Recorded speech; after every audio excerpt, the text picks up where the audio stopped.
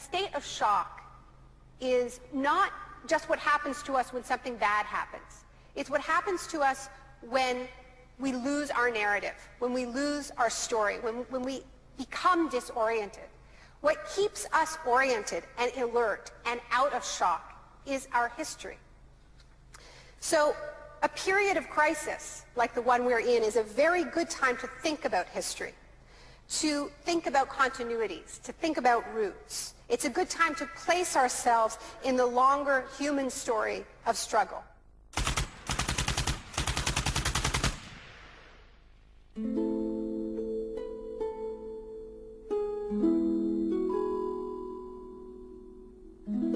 The story begins on June the 1st, 1951, when representatives of Western intelligence agencies secretly met with academics at Montreal's Ritz-Carlton Hotel. This meeting contributed to military-funded research into the effects of sensory deprivation at McGill University. Sensory deprivation really is a way of producing extreme monotony.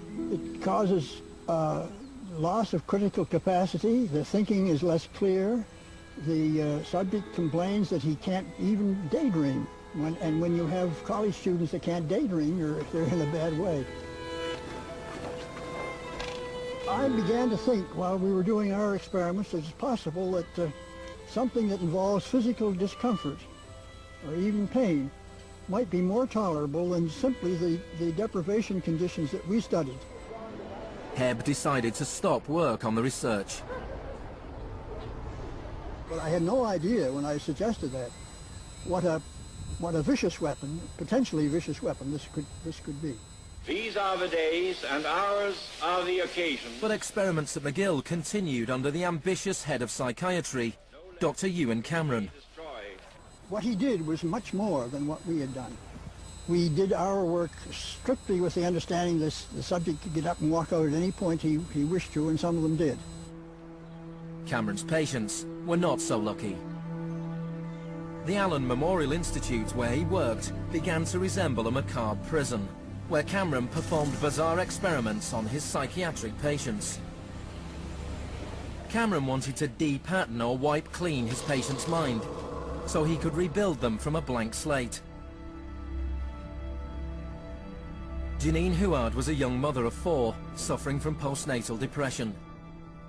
I used to shiver when they told me about, you're going to get a shock treatment tomorrow. I used to shiver. I was so scared of it.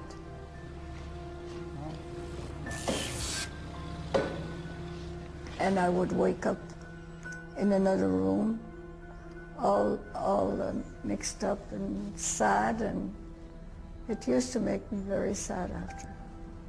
You're just like a zombie walking around. Cameron combined shock therapy with sleep therapy and the repeated playing of taped messages. It says, Janine, Janine, you are running away from your responsibility. You don't want to take care of your husband and children. All the time, the same thing. It sounds like you were being interrogated. Yes, interrogation, but for what purpose? It wasn't long before the CIA put Cameron's research into practice. Many of his techniques appear in the agency's Kubat Counterintelligence Interrogation Manual. These words are from the manual. It's a fundamental hypothesis of this handbook that these techniques are in essence methods of inducing regression of the personality. There is an interval, which may be extremely brief, of suspended animation, a kind of psychological shock or paralysis. Experienced interrogators recognize this effect when it appears, and know that at this moment the source is far more open to suggestion, far likelier to comply than he was just before he experienced the shock.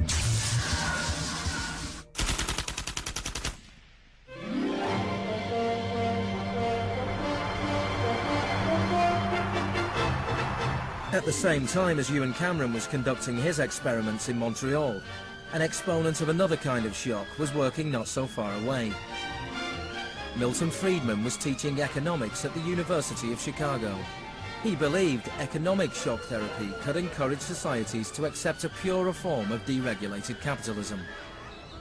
In October 2008, in the midst of the biggest financial crisis since 1929, Naomi Klein went to the University of Chicago to talk about Milton Friedman. When Milton Friedman turned 90, the Bush White House held a birthday party for him. And everyone made speeches, including George Bush. But there was a really good speech that was given by Donald Rumsfeld. My favorite quote in that speech from Rumsfeld is this. He said, "Milton is the embodiment of the truth that ideas have consequences." What I want to argue here is that the economic chaos that we're seeing right now on Wall Street and on Main Street and in Washington stems from many factors, of course, but among them are the ideas of Milton Friedman. The Wall Street crash of 1929 led to the Depression of the 30s.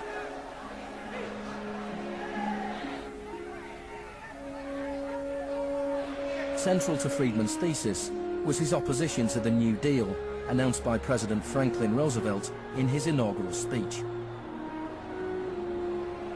Our greatest primary task is to put people to work. This is no unsolvable problem if we face it wisely and courageously.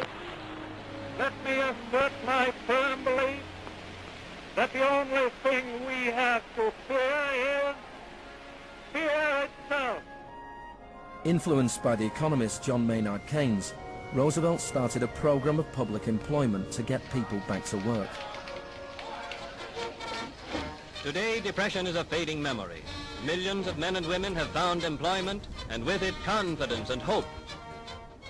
It wasn't that simple. The Depression lasted into World War II. But after the war, the Marshall Plan spread Keynes's model of government regulation and intervention to Europe.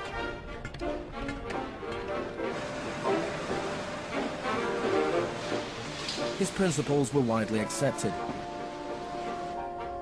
but not in the economics department of the University of Chicago. Milton Friedman from this university waged a war against the New Deal. Friedman was a member of a group called the Mont Pelerin Society, led by the Austrian economist Friedrich von Hayek. They believed that if governments stopped providing services and stopped regulating markets, the economy would correct itself. In the 50s, they were seen as cranks, but over the last 30 years, their ideas have become the dominant economic doctrine. The thesis of the shock doctrine is that we've been sold a fairy tale about how these radical policies have swept the globe. That they haven't swept the globe on the backs of freedom and democracy, but they have needed shocks, they have needed crises, they have needed states of emergencies. Milton Friedman understood the utility of crisis. Only a crisis, actual or perceived, produces real change.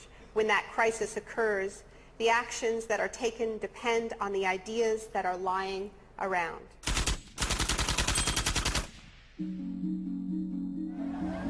It was in Chile that Friedman's disciples first learned how to exploit a large-scale shock or crisis.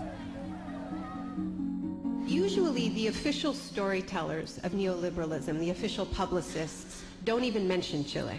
They start the story with Thatcher and Reagan because it's much more flattering that way. In the 50s and 60s, Chile's progressive developmental policies were a beacon in the region. The government invested in health, education and industry. American corporations were worried their investments would suffer. In response, the US State Department began sponsoring students from Chile and the rest of South America to study free market economics with Milton Friedman. The University of Chicago had a joint arrangement with the Catholic University of Chile, under which a great many Chilean students came to the University of Chicago, were trained by us and received PhDs. These students went back and taught in Chile. The Catholic University Economics Department in Santiago became a little Chicago school. Arnold Harberger, the economist in charge of the program, described himself as a seriously dedicated missionary. In 1970, Salvador Allende's Popular Unity government won the election on a platform of nationalization of large sectors of the economy. Chile's phone company was majority owned by the US corporation ITT. It spearheaded attempts to stop Allende becoming president. It had the support of Richard Nixon in the White House. I was not there, but I can tell you what we now know to be a fact. He ordered the CIA to prevent Allende from assuming the presidency. And indeed, they tried to get me to lean on the Chilean military right after Allende was elected. Despite the efforts of the CIA, Allende was sworn in as president.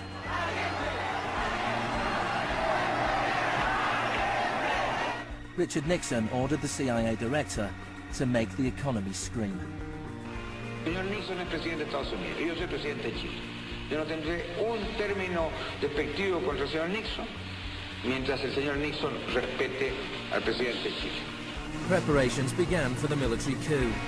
The Chilean Chicago boys started work on a 500-page economic blueprint called the BRIC. With US funding, everything was done to destabilize the economy. Truck drivers went on strike, bringing factories and shops to a standstill. There was a failed coup attempt on June the 29th, 1973. And then on September the 11th, with General Pinochet leading the army, the assault began on the presidential palace.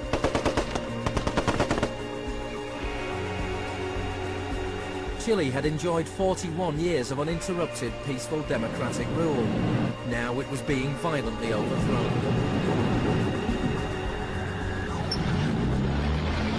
Pinochet and his supporters described the coup as a war.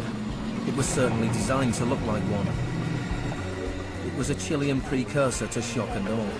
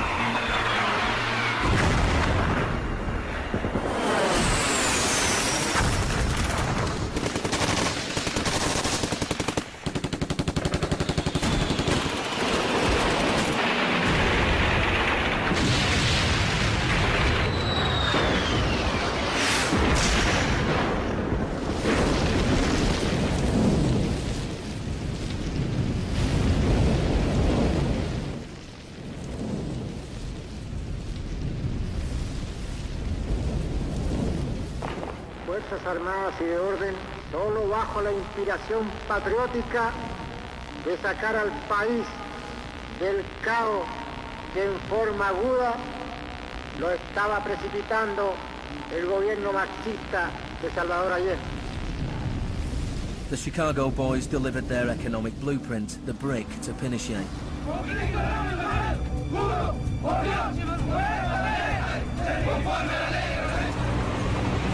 In the days that followed, more than 13,000 opponents were arrested and imprisoned.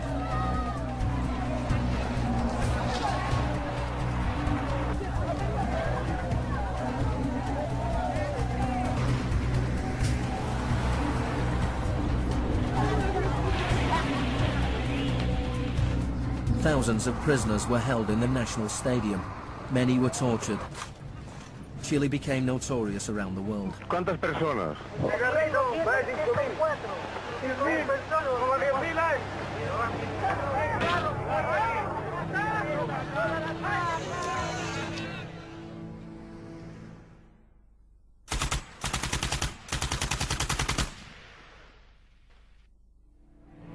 At the beginning of November, 5,000 prisoners were released. The 900 they left behind were transferred to other detention centers.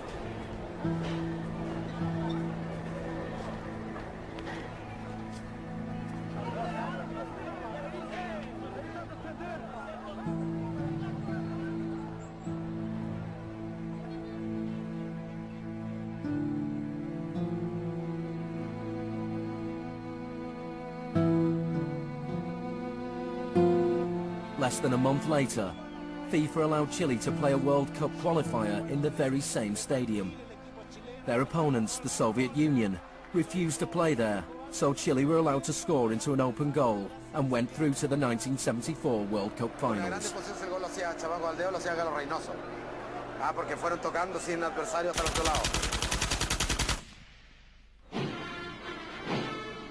With the population in shock, Pinochet imposed the policies recommended by the Chicago Boys. Removal of price controls, the sale of state companies, the removal of import barriers and cuts to government expenditure. Friedman later openly acknowledged the importance of the Chilean experiment. Here was the first case in which you had a movement toward communism, which was replaced by a movement toward free markets. It didn't work. A year later, inflation was 375% per year, the highest in the world. So in March 1975, Arnold Harberger and Milton Friedman flew into Santiago. He used a phrase that had never before been used in a real-world economic crisis. He called for shock treatment. He said that he was like a doctor that was going to help a country that was suffering an epidemic, and he was simply prescribing the medicine. Friedman wrote that General Pinochet was sympathetically attracted to the idea of a shock treatment, but was clearly distressed at the temporary unemployment it might cause.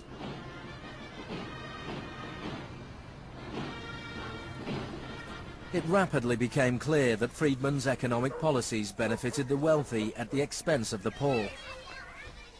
It was calculated that a family trying to live on the average wage had to spend 74% of its income on bread. Items such as bus fares or milk became luxuries, and Pinochet got rid of free milk in school, a move that echoed the controversial policy of the young education minister in Britain, who would later become his friend.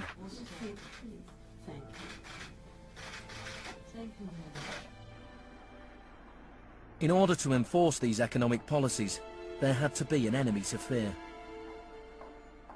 Tampoco creo que se haya triunfado totalmente sobre el marxismo. El marxismo es como un fantasma. Cuesta mucho tomarlo. Mejor dicho, no se puede tomar.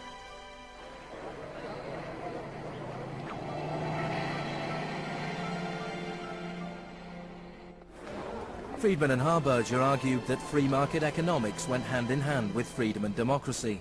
But in Chile, where their ideas were being implemented within the context of a military dictatorship, the opposite was true. Many in Latin America saw a direct connection between the economic shocks that impoverished millions of people and the epidemic of torture inflicted on those who believed in a different kind of society.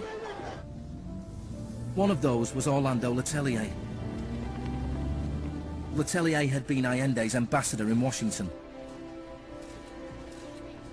He spent a year in one of Pinochet's prisons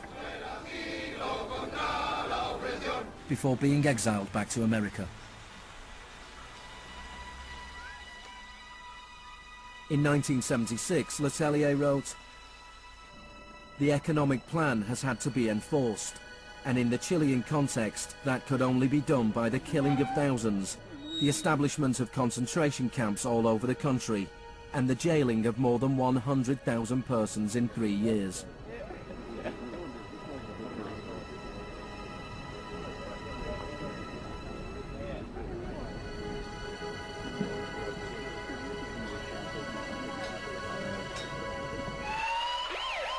Less than a month later, Letelier was killed by a car bomb. Good evening. A powerful bomb today tore through a car as it was driving along Washington's usually quiet Embassy Row. The Chilean was Orlando Letelier, who also had been foreign minister during the last months of the late Salvador Allende's Marxist regime. Richard Roth reports. Michael Townley, a member of Pinochet's secret police, was behind the bombing. He'd entered the US on a false passport with the knowledge of the CIA. Michael, buenas noches. Buenas noches, Pablo. La opinión del Poder Judicial chileno, ¿hay confianza en él? Mire, yo confío plenamente en la justicia chilena como patriota y luchador antimarxista y juntista por sobre todas las cosas. Despite his confidence, Townley was extradited to the US and convicted of Letelier's murder. Pinochet ruled Chile as a military dictator for 17 years, but in a frank interview, Harberger remained in denial. You cannot have a repressive government for long within a genuinely free economic system. In the same year as Orlando Letelier's murder, Milton Friedman was awarded the Nobel Prize for Economics. You know, you people have such a distorted idea of what went on. Let me tell you some facts.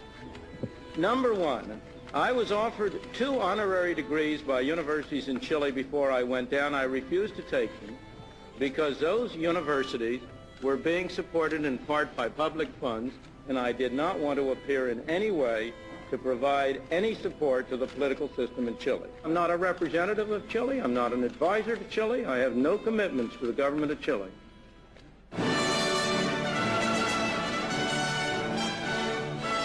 I now turn to you, Professor Milton Friedman.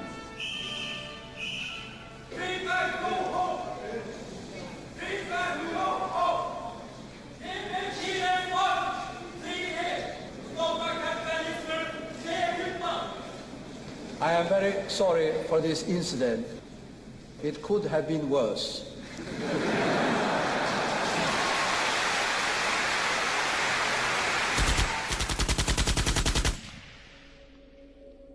What I'm trying to do in the shock doctrine is tell an alternative history of how this savage stream of pure capitalism that we've been living, capitalism unrestrained, came to dominate the world.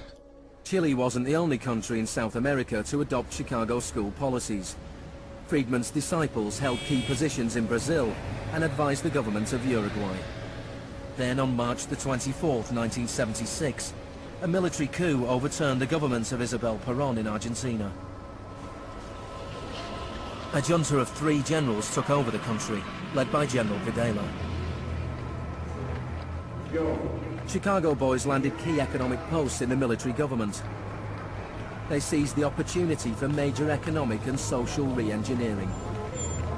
And within a year of the coup, wages lost 40% of their value, factories closed, poverty spiraled. Just as in Chile, people had to be terrorized into accepting these economic policies. Videla learned from Pinochet's experience. He adopted the tactic of disappearing people. Striking a balance between public and private horror, disappearances were often carried out in broad daylight, but could always be denied.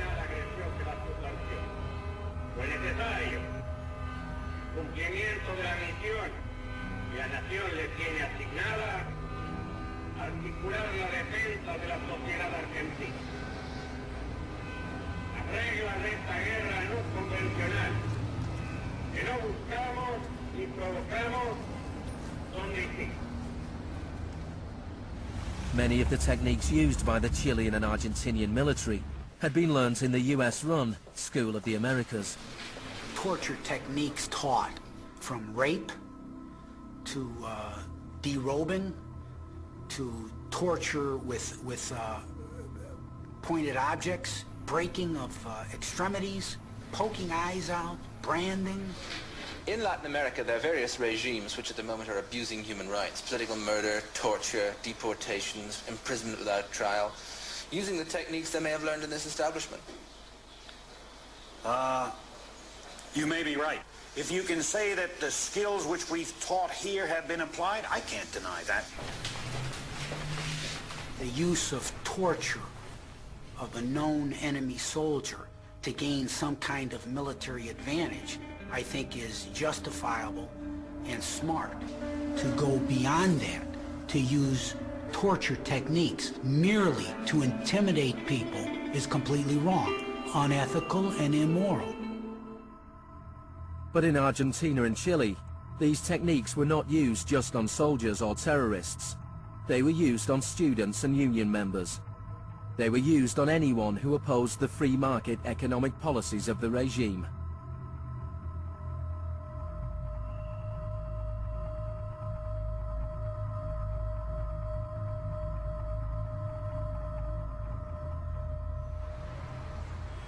In 1978, the Argentine junta hosted the World Cup. The final was played in the stadium less than a mile away from the biggest detention camp in the country, where thousands of prisoners were held in torture chambers. Decir que con los goles, con el grito de gol, se tapaba la voz de los secuestrados, los gritos de los secuestrados era una realidad. Organización extraordinaria, miles y miles de banderas, miles y miles de gargantas enronquecidas, 25 millones de argentinos que tienen un solo color, el celeste y blanco. El fútbol ha hecho el milagro del país, de este país maravilloso que nos siguen atacando aquellos que... And Argentina took their terror regime one step further than Chile. Among the disappeared were hundreds of pregnant women. Women who were allowed to give birth before being murdered. De todas aquellas mujeres que estaban embarazadas, les permitieron tener a sus hijos para una vez que nacieran sacárselos. Y eso sucedió con 500. Yo soy uno de esos 500. Those children, many of whom were raised by families connected to the military, were a powerful reminder of the junta's project to re-engineer an entire society.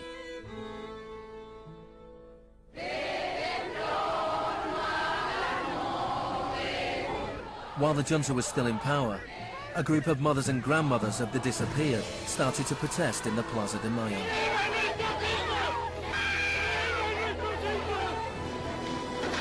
They turned detective, searching for the disappeared children. After the junta collapsed, some were found and reunited with their families. Occasionally they found remains. Mostly they found nothing.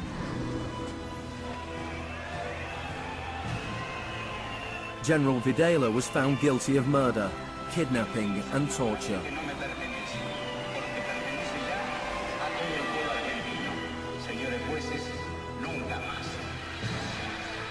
He was sentenced to life in prison.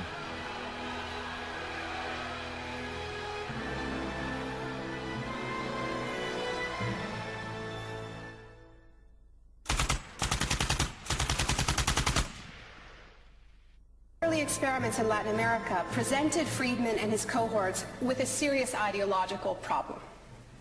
Friedman had promised that these policies would not just make the elites richer, but that they would create the freest possible societies, that this was a war against tyranny, that capitalism and freedom went hand in hand. Yet here we see that in the 70s, the only countries putting these ideas into practice were military dictatorships. Nixon had fully supported imposing these types of brutal free market policies in South American dictatorships. But when it came to domestic economic policy in the United States, where Nixon had to worry about getting re-elected, it was a very, very different story.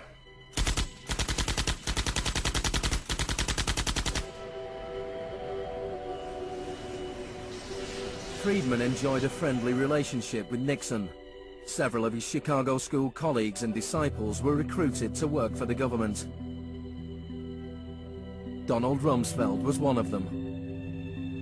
So help me God. Congratulations. Thank you. But in 1971, with the economy in a slump, Nixon turned his back on Friedman's ideas and imposed a wage and price control policy. He put Rumsfeld in charge. Which is essentially a problem of supply and demand. I have for long been opposed to the wage and price control. I believe it involves government intervention with the freedom of individuals. I think it's intolerable. The Keynesian policy was a success, and Nixon won a second term with a landslide majority. It was a blow for Friedman. Then in 1979, Margaret Thatcher was elected Prime Minister of Britain. Her intellectual guru was Milton Friedman's old mentor, Friedrich von Hayek. And just over a year later, Ronald Reagan was elected President of the United States. Both Britain and America were now ruled by unabashed Freemanites. Margaret Thatcher's program when she came in had 4 planks. Cut government spending, cut tax rates, reduce government ownership and operation of industries or regulation of industry, and have a moderate and stable monetary policy to bring down inflation.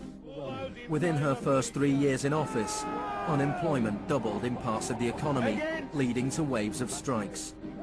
Thatcher's personal approval rating slumped to 25%.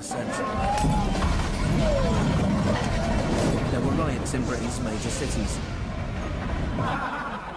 Even Margaret Thatcher's admirers had their doubts. The economic performance of the Thatcher government has been mixed.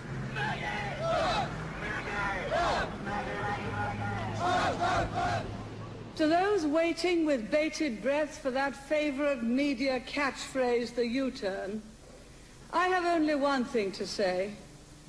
U-turn if you want to. The ladies not for turning. Friedrich von Hayek urged Thatcher to copy Pinochet's economic shock therapy policies. Thatcher replied, "In Britain, with our democratic institutions and with the need for a high degree of consent, some of the measures adopted in Chile are quite unacceptable." Thatcher's profound unpopularity seemed to be proving once again that free market fundamentalism was simply too unpopular, too directly harmful to too many people to survive in a democratic state where governing requires getting the consent of the governed, unlike a military dictatorship. What pulled Thatcher back from the abyss and ultimately saved the project was a crisis. Indeed, it was the ultimate crisis. It was a war. We are here because for the first time for many years, British sovereign territory has been invaded by a foreign power. The government has now decided that a large task force will sail as soon as all preparations are complete.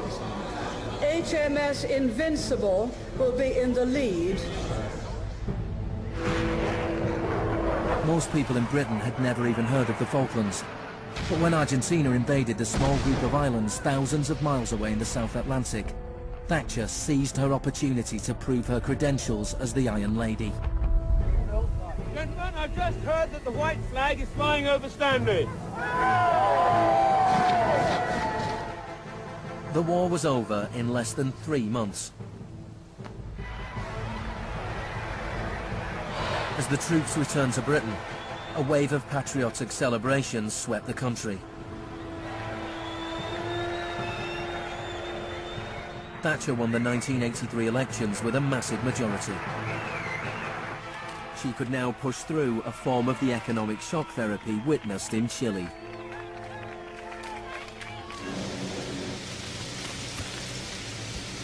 The most powerful union in Britain was the National Union of Mine Workers. When the National Coal Board tried to close pits down, the miners went on strike.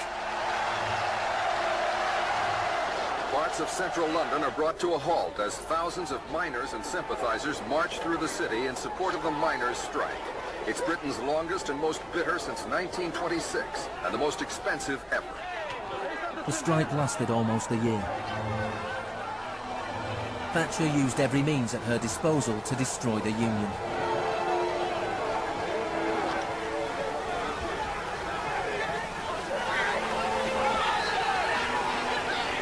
Eventually, the miners were defeated. Thatcher used this victory to bring the Chicago School Revolution to Britain. A series of glossy commercials promoted a massive program of privatizations. Thatcher sold off the steel industry, water, electricity, gas, telephones, airlines, oil. Public housing was sold off. Council services put out to tender. In 1986, financial and banking services were deregulated. It was called the Big Bang. No one here tonight needs reminding that the Big Bang is only a beginning. In Britain, before Thatcher, a CEO earned 10 times as much as the average worker. By 2007, they earned more than 100 times as much.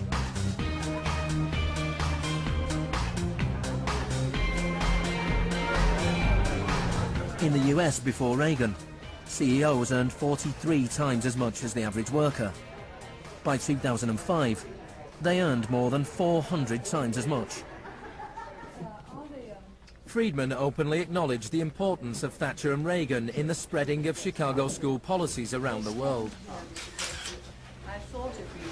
The coincidence of Thatcher and Reagan having been in office at the same time was enormously important for the public acceptance worldwide of a different approach to economic and monetary policy. Thank you very much. What I'm describing now is a plan and a hope for the long term. The march of freedom and democracy, which will leave Marxism, Leninism on the ash heap of history as it has left other tyrannies which stifle the freedom and muzzle the self-expression of the people.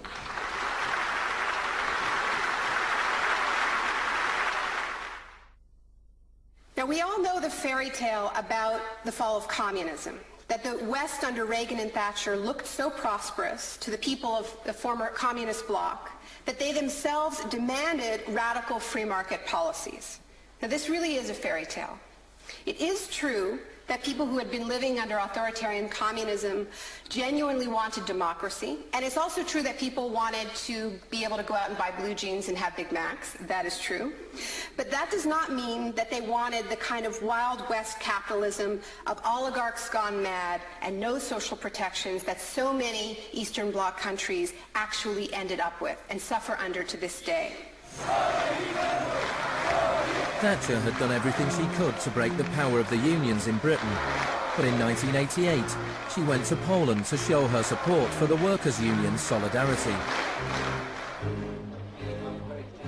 How do you see the process from where you are now to where you want to be? Strikes in Poland led to Solidarity being allowed to contest a general election in June 1989. This triggered a wave of demonstrations throughout Eastern Europe.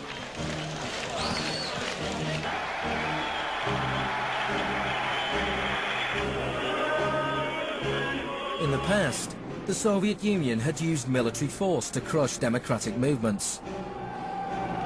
But the Soviet Union had a new type of leader, Mikhail Gorbachev, who was committed to glasnost and perestroika. He talked about a third way, a gradual transition to Scandinavian-style social democracy, something between free market capitalism and communism. Gorbachev charmed the public and politicians of the West. He's a bold, a determined and courageous leader. Gorbachev stood and watched as one by one the old communist regimes collapsed.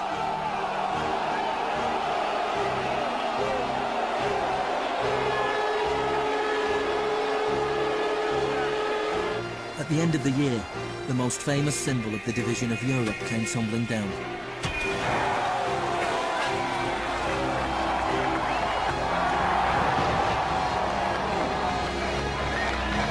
For Friedman and the Chicago boys, a whole new world opened up. In the Soviet Union, Gorbachev was hoping to gradually reform the Russian economy. In 1991, Gorbachev was invited to the G7 summit in London. He was hoping for financial support for his gradual economic reforms. Instead, he was told that unless he embraced radical shock therapy, there would be no aid at all. Thank you, Mr. President. That's not a little close. The next month, there was a coup attempt against him. A group of Communist Party hardliners placed Gorbachev under house arrest in his holiday home in the Crimea. Tanks surrounded the White House, the Russian parliament.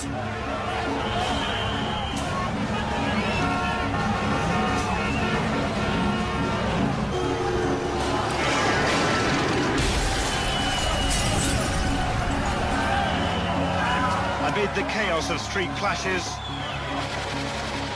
it was obvious that to reinforce their position, the hardliners would have to resort to violence. Such action between the people and the security forces has not been seen since the early days of the Russian Revolution.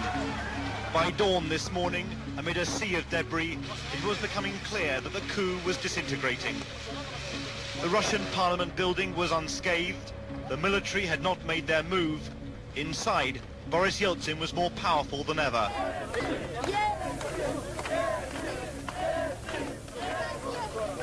This was Yeltsin's finest hour.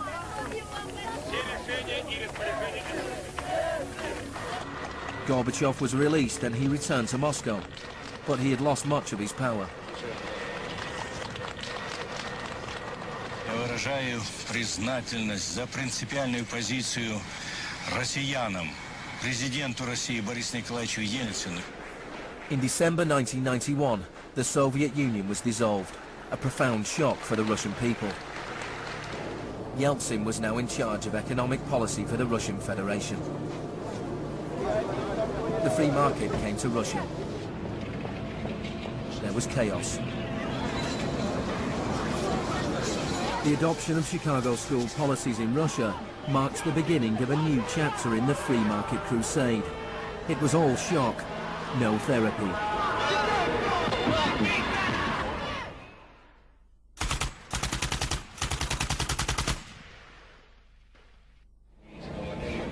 Despite the public efforts to promote popular capitalism, the reality was a small handful of businessmen made vast fortunes. State industries were sold off at bargain basement prices. The Russian press dubbed Yeltsin's advisors the Chicago Boys.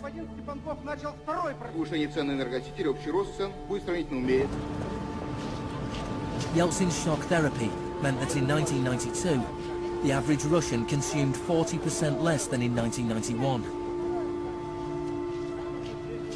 A third of Russians fell below the poverty line, and wages weren't paid for months. One expert today predicted 140 million Russians will soon be living below the poverty line. Corruption was rife. Organized crime boomed. Moscow became the new Wild West.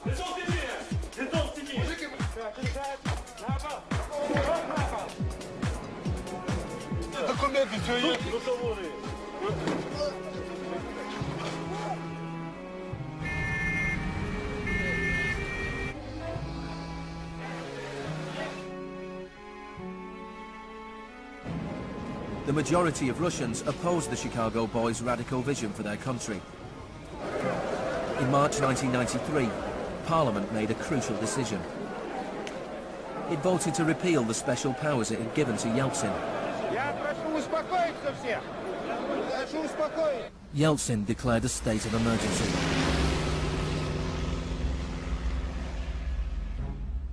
The Constitutional Court ruled that it was illegal.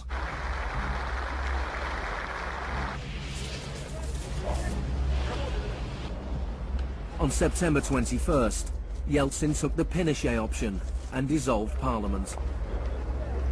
Сегодняшнего дня прерывается осуществление законодательной, распорядительной и контрольной функций съезда народных депутатов.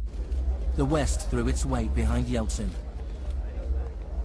We feel that Boris Yeltsin is the best hope for democracy in Russia. 2 days later, Parliament voted to impeach Yeltsin by 636 votes to 2. Thousands of supporters of the Parliament gathered outside the White House and marched on the television station.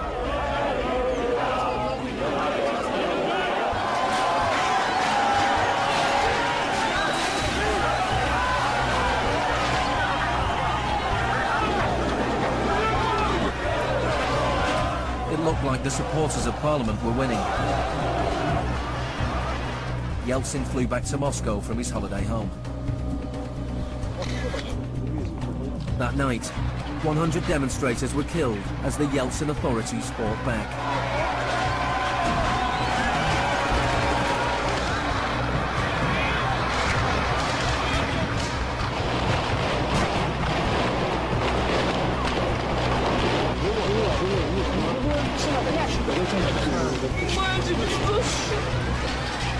On the 4th of October, he ordered troops to storm the White House, shelling the very building he had defended 2 years earlier. Они убийцы, не понимаешь или нет?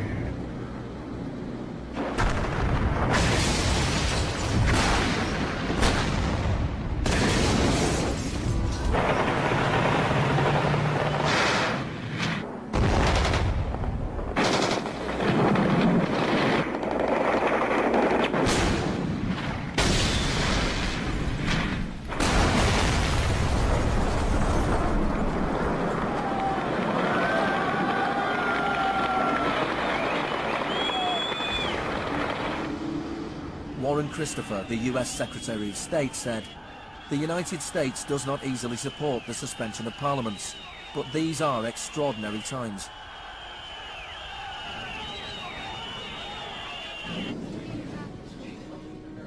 Yeltsin now had absolute power. With the advice of his Chicago boys, he ruled through a form of crony capitalism. Even more state industries were sold off, creating a new class of billionaire businessmen with huge political influence, the oligarchs. By 1998, 80% of Russian farms were bankrupt, and 70,000 state factories were closed. In 8 years, the number of people living in poverty increased by 72 million. Meanwhile, Moscow would go on to have more billionaires than any other city in the world.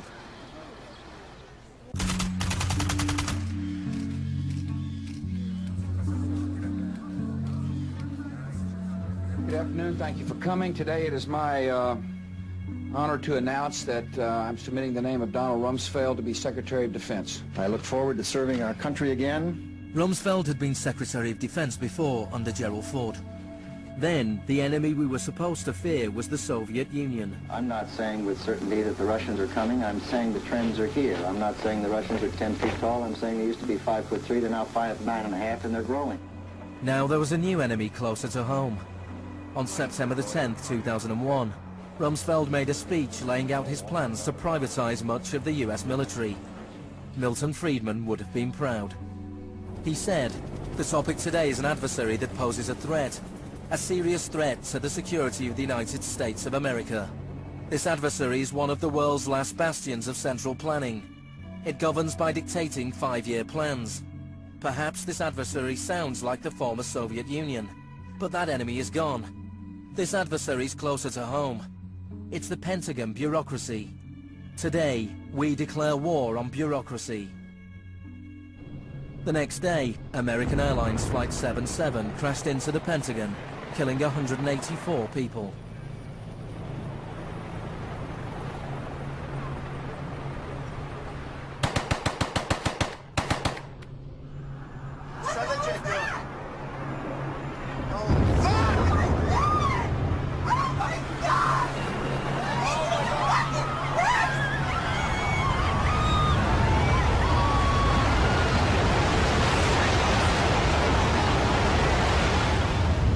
Think about that feeling after those attacks.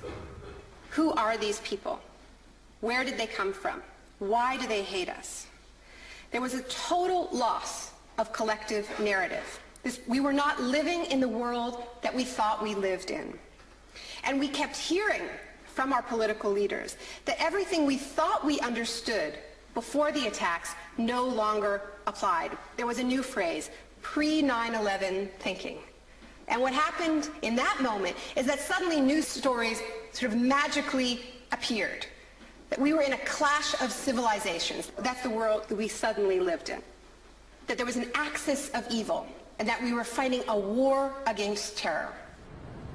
This abstract, unwinnable war has had huge economic consequences. Before 2001, Homeland Security barely registered as an industry. Today, it is bigger than Hollywood and the music industry combined. Between September the 11th, 2001 and 2006, the Department of Homeland Security handed out $130 billion to private contractors. This is the disaster capitalism complex, a new economy built on fear. This will be a monumental struggle of good versus evil. The best defense against terror is a global offensive against terror, wherever it might be found. The first phase of this war was the bombing of Afghanistan.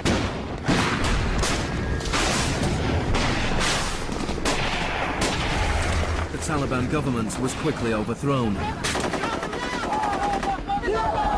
The aftermath of the war was more complicated. Our fight against terrorism began in Afghanistan, but it will not end there. We're primarily looking at detainees that we can use. We're collecting intelligence.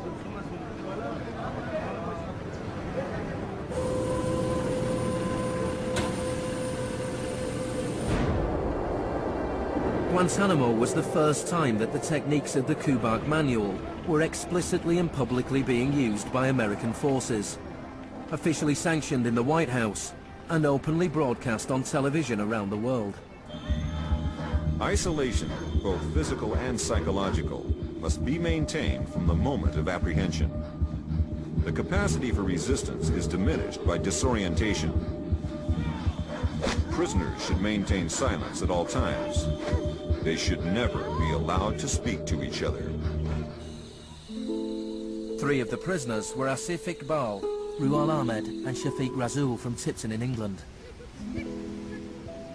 They spent more than 2 years in Guantanamo before being released without charge. Mentally, yeah, you couldn't speak to nobody, you couldn't do nothing, you couldn't stand up. And just sitting there, you'd be in your thoughts all the time thinking, what the hell's going on, where the hell am I? And we're going to be staying here for the rest of our lives, and we're going to be going back home. Will we ever see our family again? Of the 779 prisoners that have been held in Guantanamo Bay, only 3 have ever been convicted of any offence.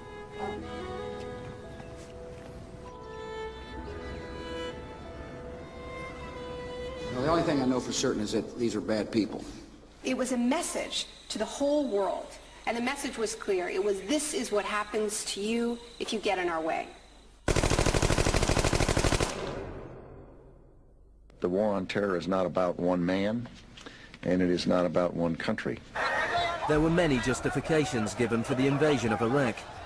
But if the US had really wanted to attack a country where the leaders of Al-Qaeda were thought to be hiding, which had nuclear weapons and was selling nuclear technology to other countries, then Pakistan would have been the obvious choice.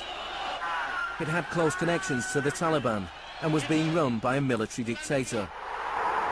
Instead, George Bush chose to target Iraq, a country with the 3rd largest oil reserves in the world.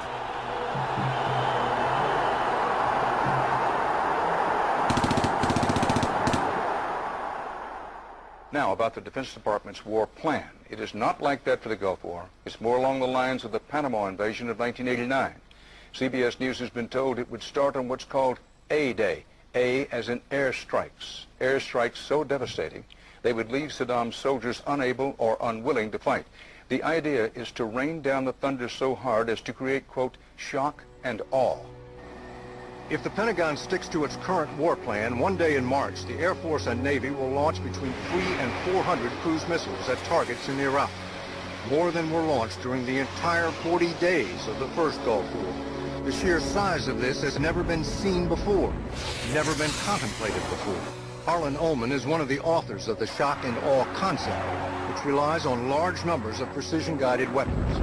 So that you have this simultaneous effect, rather like the nuclear weapons at Hiroshima, not taking days or weeks, but in minutes.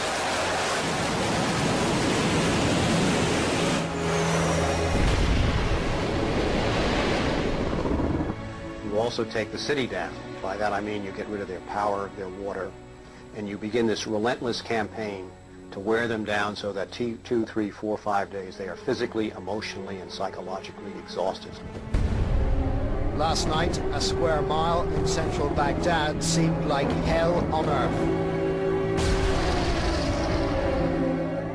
During the first wave of the bombing, the citizens of Baghdad suffered a version of the sensory deprivation described in the Kubark Manual. In the chaos that followed the overthrow of Saddam Hussein, the US did little to stop the looting. Some US officials even thought it gave them a head start on dismantling the Iraqi state. John Agresto, Director of Higher Education Reconstruction, said he saw the looting of schools as the opportunity for a clean start. In fact, before sanctions, Iraq had the best education system in the region. 89% of Iraqis were literate. By contrast, in New Mexico, John Agresto's home state, 46% of the population were functionally illiterate.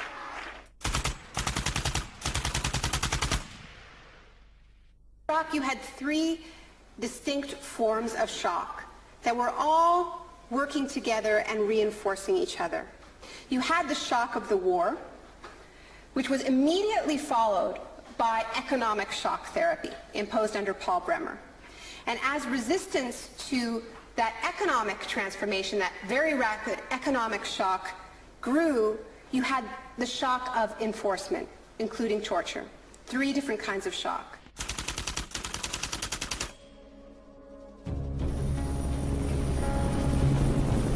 In May 2003, Paul Bremer was appointed US envoy to Iraq. 2 weeks after he arrived, he declared the country open for business. We consider that the coalition had very broad authorities to determine the direction of the Iraqi economy. Bremer knew little of Iraq, but he knew about disaster capitalism. He had launched crisis consulting practice at the start of the Homeland Security boom. Today is a very important day in Baghdad. Bremer spent the first 4 months passing classic Chicago school laws. Rumsfeld described Iraq as having some of the most enlightened and inviting tax and investment laws in the free world. One of the first acts of Bremer was to fire 500,000 state workers. This was partly an act of debartification, but slashing governments was also vintage Friedman. Money was promised for reconstruction. Our investment in the future of Afghanistan and Iraq is the greatest commitment of its kind since the Marshall Plan.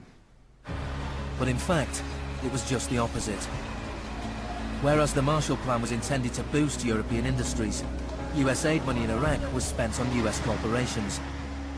If work came to Iraqis, it came at the bottom of a series of subcontractors.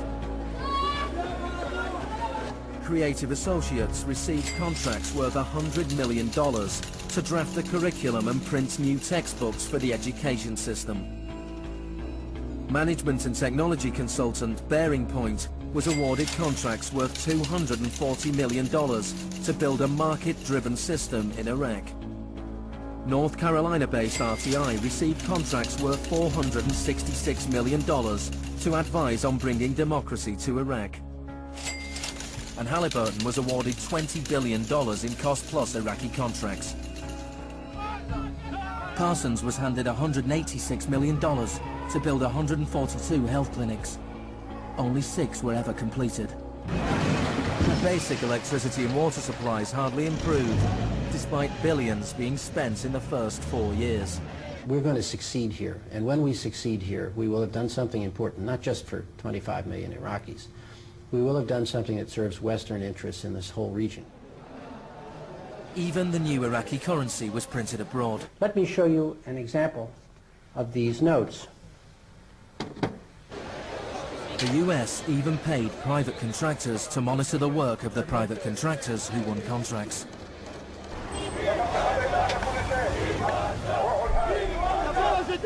I was in Baghdad in 2004, and this is the period when bombs started to go off regularly in Baghdad. In fact, the night that I arrived, a bomb went off very near a hotel.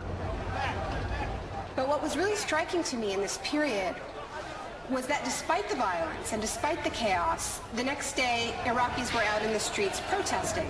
19 killed and 100 injured in Najaf. And what they were demanding at this time was elections, the right to actually have a say in what the post-Saddam era would look like. Now, in the early days of the occupation, the protests were peaceful, but as time went on and the protests didn't have an effect, more and more Iraqis joined the armed resistance.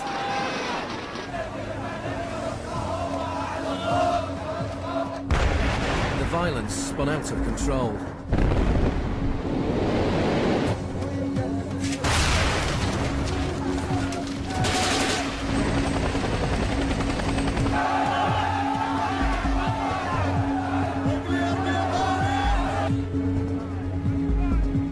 As in South America 3 decades earlier, bodies were often dumped by the roadside as a warning to others. These were Iraq's disappeared.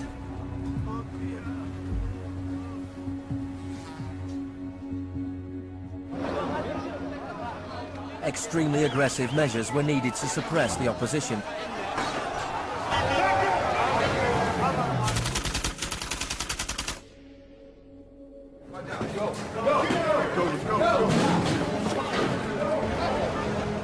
The first 3.5 years of the occupation, 61,500 Iraqis were captured.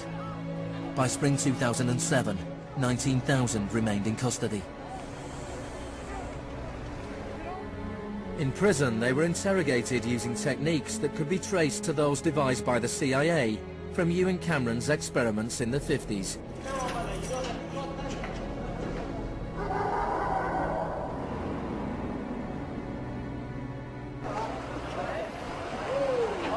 According to the Red Cross, US military officials admitted that between 70 and 90% of arrests in Iraq were mistakes.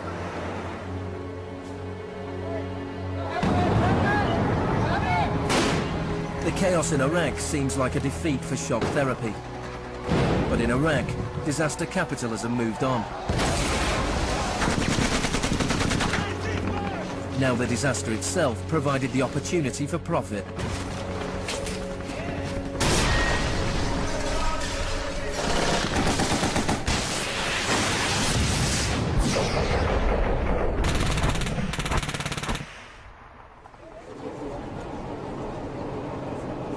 US military spending has almost doubled since 2001, nearing $700 billion per year. As long ago as 1961, President Eisenhower, not a noted liberal, warned of the danger of a too powerful military. Now this conjunction of an immense military establishment and a large arms industry is new in the American experience. We must guard against the acquisition of unwarranted influence, whether sought or unsought, by the military-industrial complex. We must never let the weight of this combination endanger our liberties or democratic processes. The war in Iraq is the most privatized war in modern history. The Green Zone in Baghdad is an extreme version of what is happening around the world. A privatized, secure world protected from the chaos outside.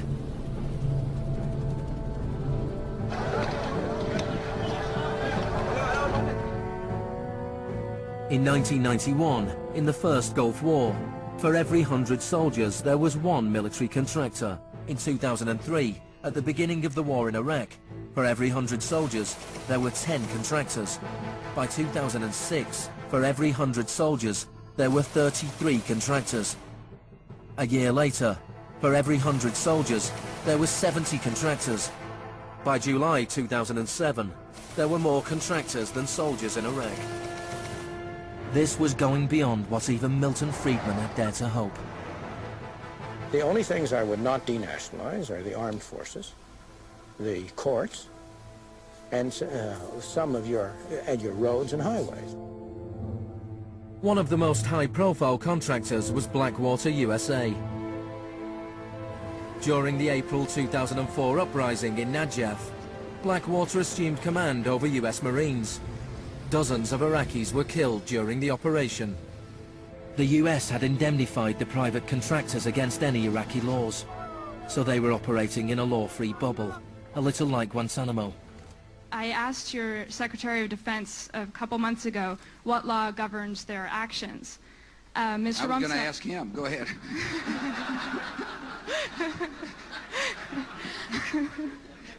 Help. Well, I was hoping...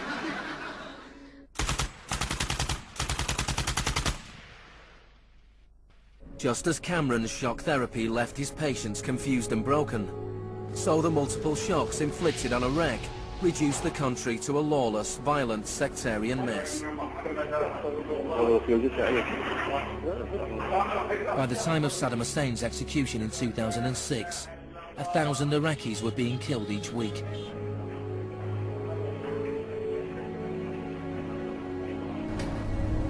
By April 2007, the United Nations High Commission for Refugees estimated 4 million people had had to leave their homes. Hundreds of thousands of Iraqis had died. I think the historians will write very clearly that we did a great and noble thing here.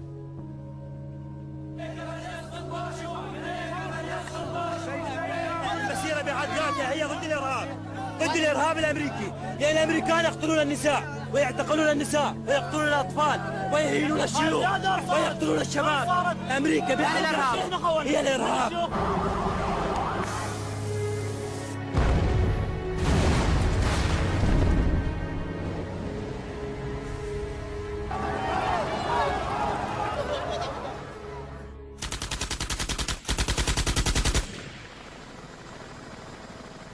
When Hurricane Katrina hit New Orleans in August 2005, the world was shocked to witness a sort of disaster apartheid. The economically secure drove out of town, while tens of thousands of the vulnerable were stranded with little or no help from the state. I went to New Orleans while the city was still underwater, and what I saw was that what I had witnessed in Iraq was repeating, not in the aftermath of a war, but in the aftermath of a tremendous natural disaster. Milton Friedman died in 2006. His very last piece of public policy recommendation was an op-ed he wrote for the Wall Street Journal 3 months after Katrina. He said, most New Orleans schools are in ruins, as are the homes of children who have attended them. The children are now scattered all over the country. This is a tragedy. It is also an opportunity to radically reform the education system. He was advocating the wholesale privatization of the school system of this city. It was his sort of swan song.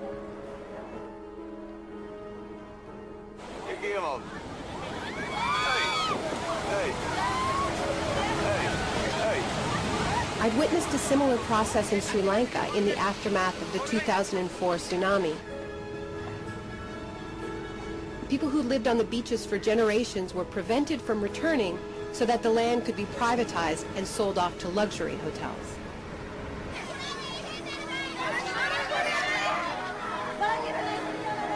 And this is exactly what I mean by the shock doctrine. The systematic raiding of the public sphere in the aftermath of a disaster. When people are too focused on the emergency, on their daily concerns, to protect their interests.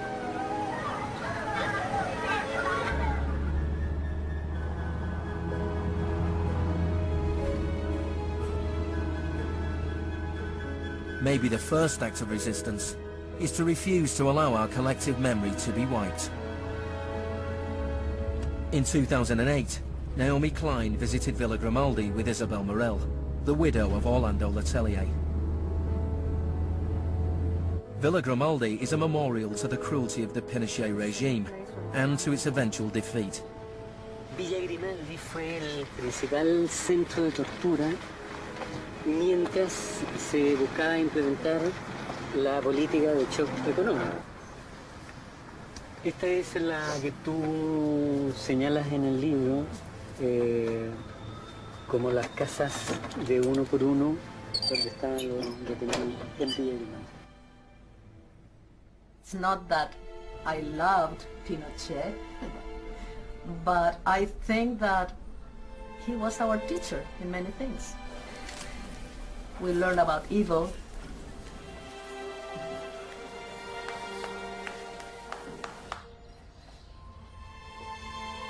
In 1998, Pinochet was arrested while he was in London. His old ally, Margaret Thatcher, stood by his side. I know how much we owe to you.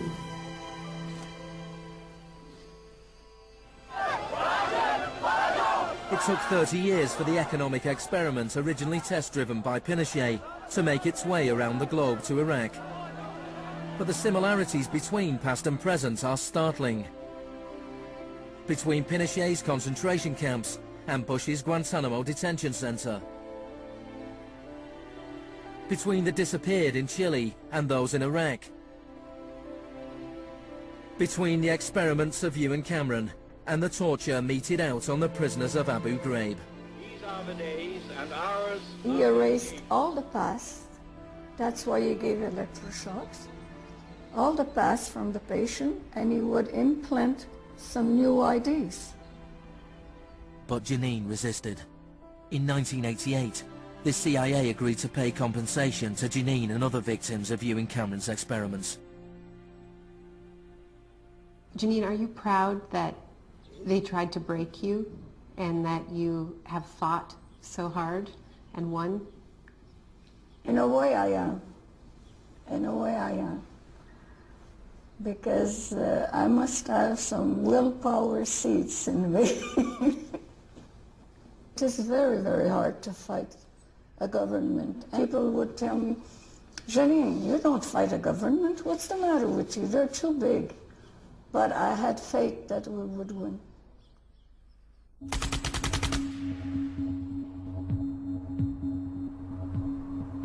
It is in the nature of unregulated markets to be volatile. Bubbles are allowed to inflate, and then, inevitably, they burst. Since the deregulation of the Big Bang in the 80s, there have been a number of market shocks. In 1987, there was Black Monday. Markets fell spectacularly. It was the largest one-day percentage decline in stock market history. In 1992, there was Black Wednesday, when currency speculators made fortunes betting against the pound. In 1997, there was the Asian contagion. In 1 year, $600 billion disappeared from the stock markets of Asia.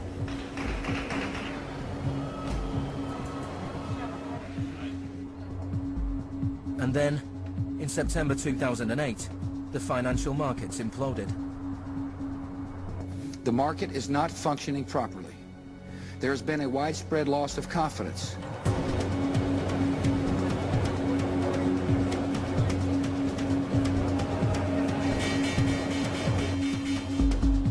On September the 15th, Lehman Brothers filed for Chapter 11 bankruptcy protection.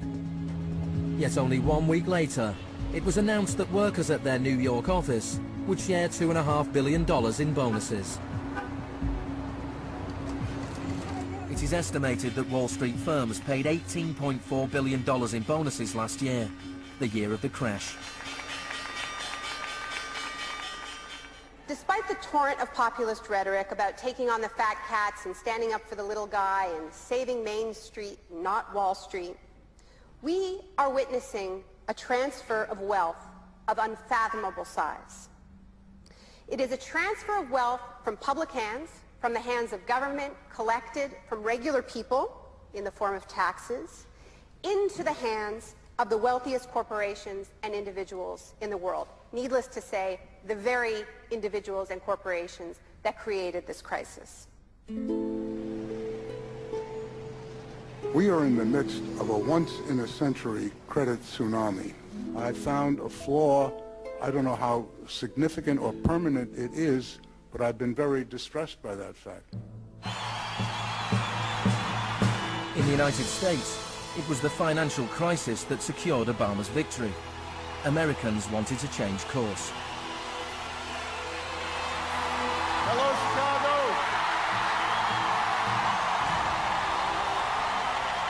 This crisis is clearly understood by almost everyone as being the direct result of this particular ideology of deregulation and privatization. The scale of the crisis offers the hope of change. The shock doctrine as a strategy relies on us not knowing about it for it to work. And what I find most hopeful about the current economic crisis is that this tactic is getting tired, because that element of surprise is no longer there. We're on to them, and it's not working. We're becoming shock resistant. The last time the world suffered a financial crisis as severe as this, people turned to the Keynesian policies of the New Deal. Let me assert my firm belief that the only thing we have to fear is fear itself. More than 1 million people came to Washington to hear Obama's inauguration speech. Many journalists made comparisons with FDR. Now, there's been a lot of talk recently about comparing Obama to Franklin Delano Roosevelt. So I want to talk a little bit about FDR because there's a great FDR story, and it could be an apocryphal one, about when he would be visited by some progressive organization or a union, and they would be proposing some new progressive policy that they wanted to be part of the New Deal.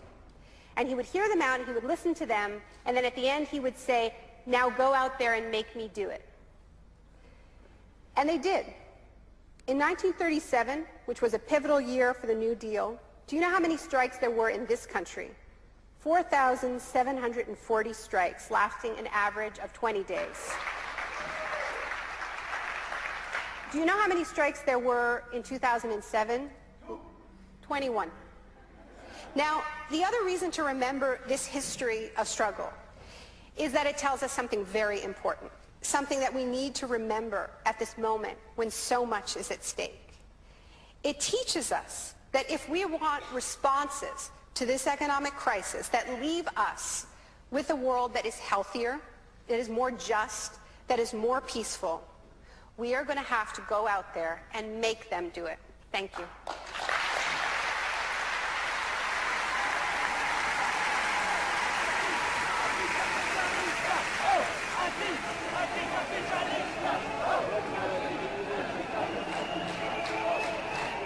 Next week's exclusive new true story is Nursery University, more for Tuesday night at 10.